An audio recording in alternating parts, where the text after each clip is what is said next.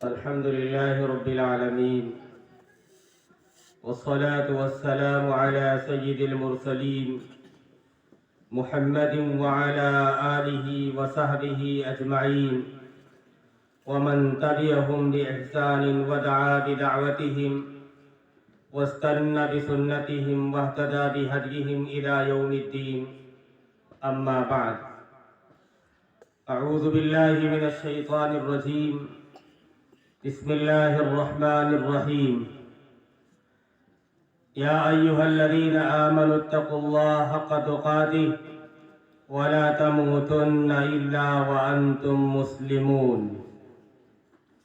وقال تعالى: فمن يعمل مثقال ذرة خيرا يره ومن يعمل مثقال ذرة شرا يره.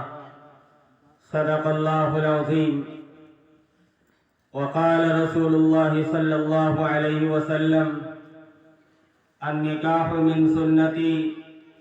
وقال عليه الصلاة والسلام: فمن رغب عن سنتي فليس مني، او كما قال صلی اللہ علیہ وسلم. محترم بزرگوں، عزیزوں، دینی و ایمانی بھائیوں اور پردہ نشی میری ماں اور بہنوں،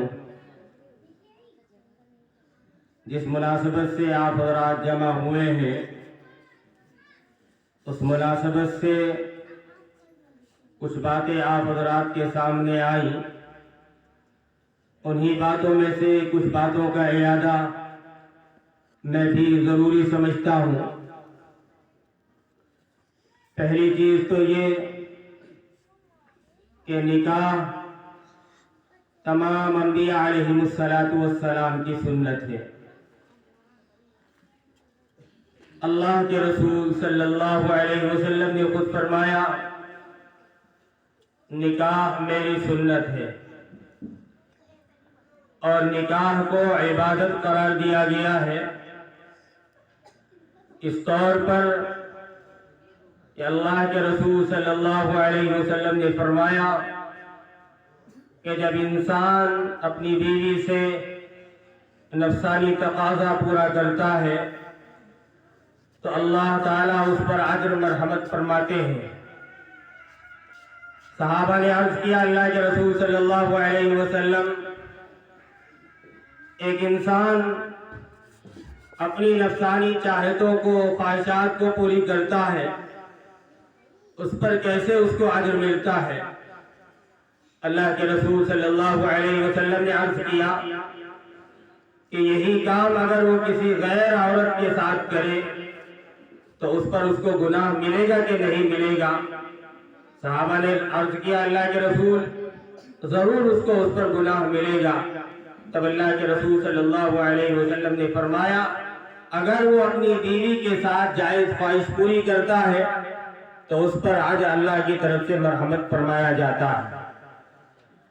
نکاح کے تعلق سے اللہ کے رسول صلی اللہ علیہ وسلم نے قرآن مجید کے اندر اور احادیث مبارکہ میں بہت تاکید فرمائی ہے کہ جب انسان سن بلوغ کو پہنچ جائے، مرد ہو عورت ہو، مناسب رشتہ مل جائے تو سب سے پہلے اس کا نکاح کر دیا جائے.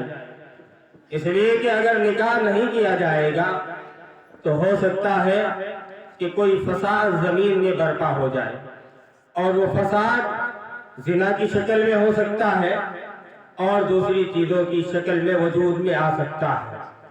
اس لیے بلوغت کے بعد سب سے پہلا حکم یہ دیا گیا ہے کہ اس کا نکاح کر دیا جائے. نکاح جب ہو جاتا ہے تو انسان کی آنکھوں کی حفاظت اور شرمگاہ کی حفاظت ہو جاتی ہے. اللہ کے رسول صلی اللہ علیہ وسلم نے ایک مثال قائم کی ہے اپنی شادیاں کر کے اور بنات طاہرات کی شادیاں کر کے. انہی اصولوں کو اپنے سامنے رکھ کر ہمیں اور آپ کو اپنے معاشرے میں اپنی شادیوں میں انجام دینا ہے. اگر وہی نصیحتیں جو نصیحت اللہ کے رسول صلی اللہ علیہ وسلم نے اپنی بیٹی فاطمہ کے سامنے رکھی تھی، وہی نصیحتیں آج اگر والدین اپنی بیٹیوں کے سامنے یا باپ اپنے لڑکے کے سامنے کر دے تو ہو سکتا ہے وہی معاشرہ پھر سے وجود میں آ جائے جو اللہ کے رسول صلی اللہ علیہ وسلم کے زمانے میں تھا۔ اللہ کے رسول صلی اللہ علیہ وسلم کی مجلس میں حضرت علی رضی اللہ عنہ حاضر ہوتے ہیں اور شرم کے مارے وہ اپنی زبان سے کہہ نہیں سکتے ہیں کہ اللہ کے رسول میں شادی کے لیے آیا ہوں، میں فاطمہ سے رشتے کے لیے آیا ہوں، شرم کی وجہ سے کہہ نہیں سکتے ہیں۔ لیکن اللہ تبارک و تعالی اللہ کے رسول صلی اللہ علیہ وسلم کو حضرت علی کی منشا کو دل کے اندر ڈال دیتا ہے۔ اللہ کے رسول صلی اللہ علیہ وسلم حضرت علی کو اپنی مجلس میں دیکھتے ہیں تو آپ صلی اللہ علیہ وسلم خود عرض کرتے ہیں، اے علی تم جس مقصد کے لیے آئے ہو وہ مقصد پہلے ہی سے اللہ نے میرے ذہن میں ڈال دیا ہے۔ پھر آپ صلی اللہ علیہ وسلم خود کہتے ہیں، علی تم فاطمہ کے رشتے کے لیے آئے ہو، مجھے یہ رشتہ منظور ہے۔ آپ صلی اللہ علیہ وسلم نے وہاں پر کوئی منگنی کی رسم ادا نہیں کی۔ چنانچہ اللہ کے رسول صلی اللہ علیہ وسلم نے حضرت علی رضی اللہ عنہ سے عرض کیا، علی بتاؤ تمہارے پاس سامان جہیز ہے کہ نہیں، تمہارے پاس مہر ادا کرنے کی رقم ہے کہ نہیں۔ حضرت علی وہ اللہ کے رسول صلی اللہ علیہ وسلم کی پرورش میں رہتے تھے، آپ صلی اللہ علیہ وسلم کو خود ان کے حالات معلوم تھے۔ حضرت علی رضی اللہ عنہ نے عرض کیا، اللہ کے رسول میرے پاس تو ایک گھوڑا ہے جو میں جہاد میں سواری کے لیے کام کرتا ہوں، اس سے کام لیتا ہوں، اور دوسرے میری ایک زرہ ہے جس کو میں ڈھال بناتا، جس کو میں استعمال کرتا ہوں جہاد کے موقع پر۔ اللہ کے رسول صلی اللہ علیہ وسلم نے عرض کیا کہ تم ایسا کرو، تم اپنے گھوڑے کو اپنے پاس رکھو اور زرہ کو فروخت کرو، اور فروخت کرنے کے بعد جو سامان جہیز ہے اس کو خریدو اور اسی سے مہر کو ادا کرنا۔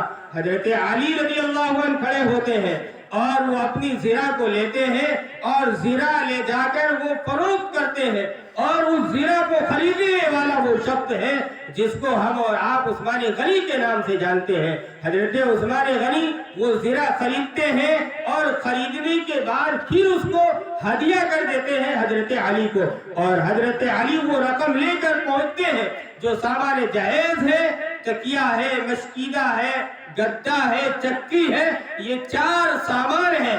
ان 4 سامانوں کو خریدتے ہیں اور اسی سے حضرت فاطمہ کا مہر ادا کرتے ہیں۔ یہ ہے ایک جواب کی شکل جو اللہ کے رسول صلی اللہ علیہ وسلم نے انہی کے مال سے دے کر امت کو یہ پیغام دیا کہ اگر تمہارے اندر اس طرح کی استطاعت ہے تو تم بھی اس طرح کر کے ایک مثال قائم کرو، ایک مثال پیش کرو کہ وہ جو طریقہ حضرت علی نے اختیار کیا تھا، اللہ کے رسول نے اختیار کیا تھا، وہ ہمارے اور آپ کے لیے نمونہ چھوڑا ہے، ہم اسی طرز کو اختیار کریں گے۔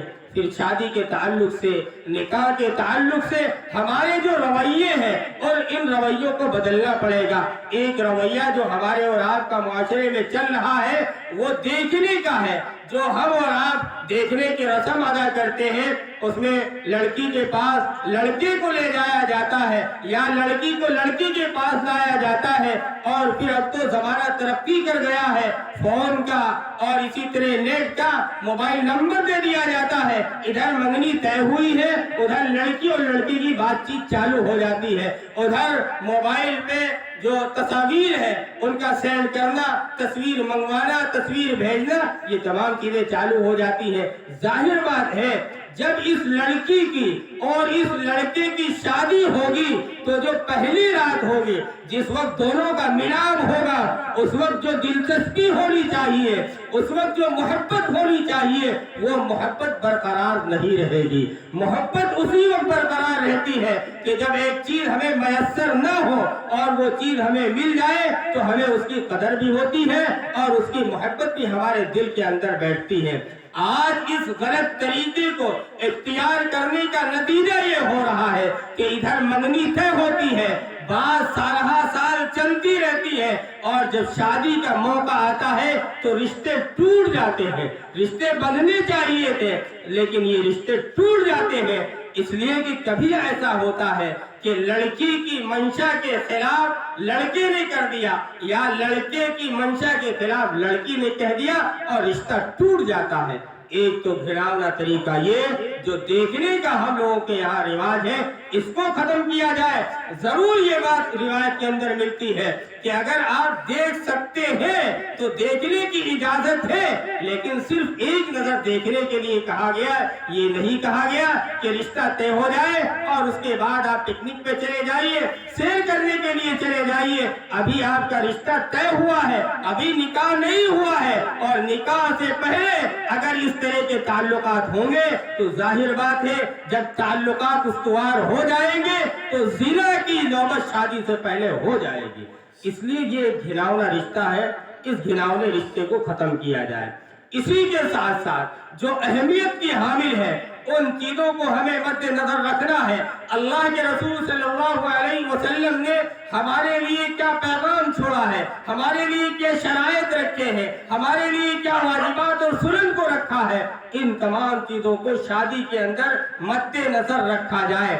4 شرائط اللہ کے رسول صلی اللہ علیہ وسلم کی احادیث کو رکھ کر ہمارے فقہاء نے مرتب کیا ہے۔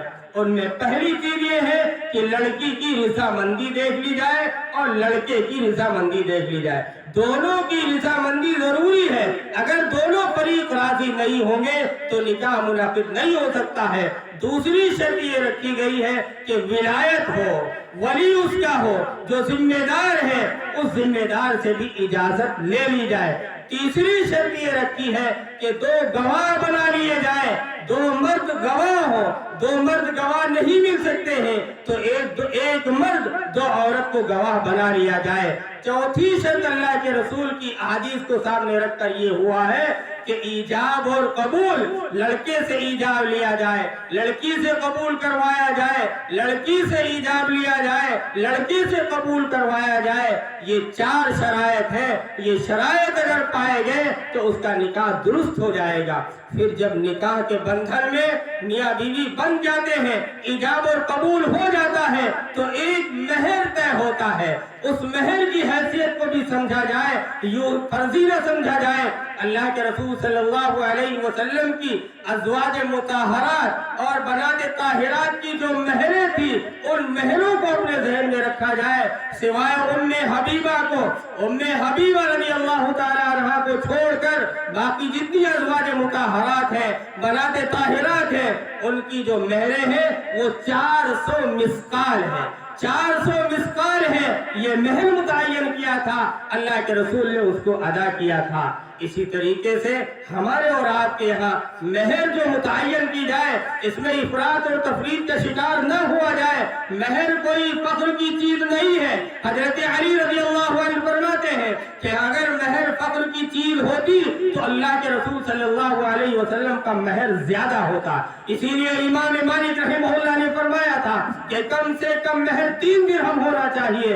امام ابو حنیفہ نے فرمایا کہ کم سے کم مہر 10 درہم ہونا چاہیے۔ بہت زیادہ مہر کو افراد اور تفرید کا شکار کرنا کہ بہت زیادہ مہر رکھ دیا گیا لڑکا ادا نہیں کر سکتا، اور بہت معمولی مہر رکھ دیا گیا کہ لڑکی اس کے سامنے کوئی حیثیت نہیں رکھتی۔ لڑکا جب چاہے معمولی سا مہر ادا کر کے اس لڑکی کو دھتکار سکتا ہے، اس کو طلاق دے سکتا ہے۔ اس لیے بہت معمولی بھی مہر نہ رکھی جائے، حالات کو دیکھ کر، لڑکے کے حالات کو دیکھ کر مہر متعین کیا جائے۔ ایک چیز یہ، دوسری چیز یہ کہ جو لوگ جہیز کا ڈیمانڈ کرتے ہیں ان کی مہریں اتنی متعین کیجیے جتنے کا جہیز انہوں نے لیا ہے، تاکہ خدا نہ رہا اگر وہ موقع آ جائے طلاق کا تو کم سے کم ان کے اندر اتنی تو جرأت نہ ہو کہ اگر ہم طلاق دے دیں گے تو ہمیں مہر بھی ادا کرنا پڑے گا۔ اور ایک چیز یہ یاد رکھیے کہ مہر جو ادا کیا جاتا ہے وہ تو حکم یہ ہے کہ پیشگی ادا کر دیا جائے، ایجاب اور قبول ہونے سے پہلے ادا کر دیا جائے۔ بعض جگہ اس کا رواج بھی ہے، اور اگر یہ نہیں ہو سکتا ہے تو جس وقت لڑکے کا لڑکی سے ملان ہو رہا ہے، جس وقت لڑکا لڑکی سے ملاقات کر رہا ہے، اس وقت اس کی مہر کو ادا کر دیا جائے۔ وَلَا تَفُضُّ الْخَاتَمَ إِلَّا بِحَقِّهِ، کہ اس کی سیل مہر کو مت توڑیے، اس کی بند مہر کو مت توڑیے، مل کے بدعا پر قابض مت ہوئیے جب تک کہ اس کا مہر ادا نہ کر دیا جائے. اور اس کے اندر شریعت نے تھوڑی سی تفصیل بھی رکھی ہے کہ اگر انسان فوری طور پر مہر نہیں ادا کر سکتا ہے تو تھوڑی سی عورت سے مہلت لے لے کہ ہم بعد میں مہر ادا کر دیں گے، اور جیسے ہی اس کے پاس پیسے میسر ہو جائے فوراً مہر کی ادائیگی کر دی جائے. ورنہ مجمع الزوائد کی روایت ہے جس میں اللہ کے رسول صلی اللہ علیہ وسلم نے فرمایا کہ وہ شخص جو مہر کو دنیا کے اندر طے کرتا ہے لیکن مہر کو ادا نہیں کرتا ہے، کل قیامت کے دن وہ زانی کی حیثیت سے کھڑا ہوگا، زانی کی حیثیت سے زانی کی لائن میں اس کو کھڑا کیا جائے گا. اس لیے مہر کی ادائیگی کی فکر کی جائے، اور مہر جو بھی متعین کیا جائے اس میں پیسے متعین نہ کیے جائے، اس میں سونا اور چاندی کو معیار بنایا جائے، چاہے سونا طے کیا جائے چاہے چاندی طے کی جائے. زیورات کی شکل میں جو زیورات دیے جاتے ہیں انہی کسی ایک چیز کو طے کر دیا جائے کہ یہ تمہارا مہر ہے. اور پھر مہر کی ادائیگی اتنی ضروری ہے کہ میں نے بتا دیا کہ زانی کی حیثیت سے شمار کیا جائے گا. مہر کی حیثیت وجوب کی ہے، یہ واجب چیز ہے. اگر یہ ادا نہیں کیا جائے گا انسان مر جائے گا، اس کے اوپر یہ قرضہ لدا رہے گا، اور اس کے ترکے سے پھر اس کا جو مہر ہے یہ ادا کیا جائے گا. اور اسی طریقے سے مہر فاطمی مشہور ہے کہ کچھ آنے متعین ہوتے ہیں، کچھ آنے لوگ طے کر لیتے ہیں اور کہتے ہیں یہ مہر فاطمی ہے. ارے حضرت فاطمہ کا مہر کیا تھا؟ حضرت فاطمہ کا مہر 400 درہم تھا. حضرت فاطمہ کا مہر 145 تولہ چاندی تھا. 145 تولہ چاندی جو تقریباً 1.5 کلو سے اوپر ہو جاتی ہے. آج کا اگر موازنہ کیا جائے تو تقریباً 90,000 مہر بنتا ہے جو مہر فاطمی تھا. اس لیے اگر مہر فاطمی آپ طے کرنا چاہتے ہیں تو 145 تولہ چاندی رکھیے، میں سمجھوں گا کہ وہ مہر فاطمی ہے.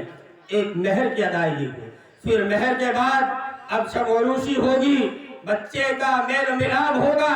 اس میل و ملاپ میں افراط و تفریط کا شکار نہ ہوا جائے. بہت سی ایسی چیزیں ہیں جو عوام کے درمیان نہیں آتی ہیں، عوام ناواقف ہوتی ہے.